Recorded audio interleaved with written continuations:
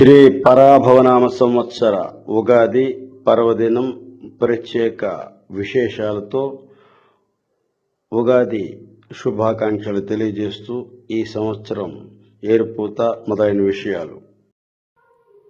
ఉగాది పర్వదినం విశేష అంశాలు. శ్రీ పరాభవనామ సంవత్సరం ఉగాది పర్వదినం ఈ సంవత్సరం 2026 మార్చి 19వ తేదీ గురువారం తెలుగు సంవత్సరం ప్రారంభమవుతోంది.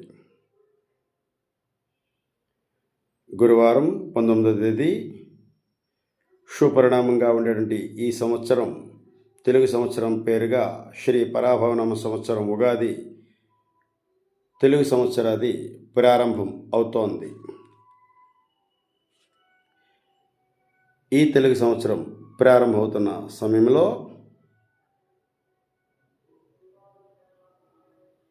గురువారం ఉదయం 7 గంటల నుంచి 8 గంటల లోపల కొత్తగా ఏరుపోతులు శుభ కార్యక్రమాన్ని చేసుకోవచ్చును.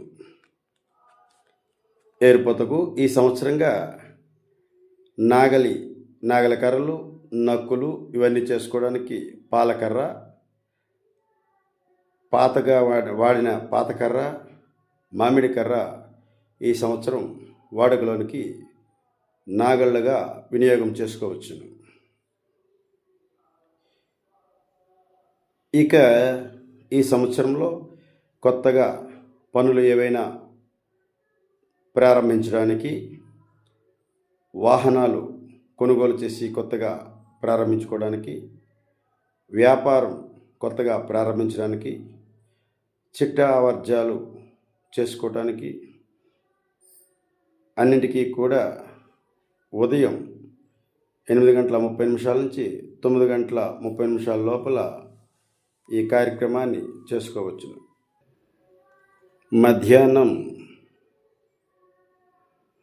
1 గంట నుంచి 2 గంటల లోపల, మరలా సాయంత్రం 4 గంటల నుంచి 6 గంటల లోపల కూడా కొత్తగా పనులు ప్రారంభించడానికి, వాహనాలు ప్రారంభించడానికి, కొత్త చిట్టాలు ప్రారంభించుకోవడానికి, నూతన వ్యాపారం ప్రారంభించుకోవడానికి, అన్ని శుభ కార్యక్రమాలు నిర్వహణ చేసుకోవడానికి శుభ సమయంగా ఈ సంవత్సరం ఈ సమయంలో తెలియజేస్తున్నాం.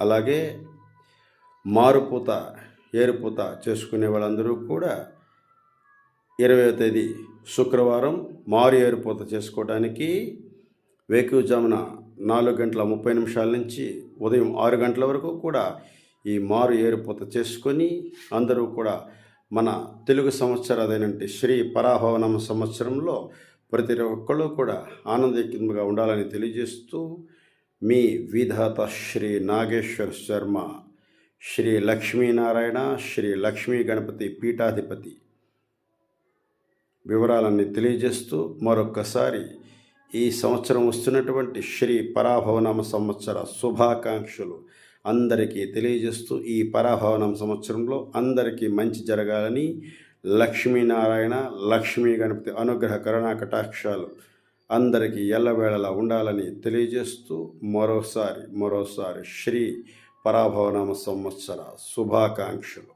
ఓం నమో నారాయణాయ, ఓం నమో నారాయణాయ, ఓం నమో భగవతే వాసుదేవాయ.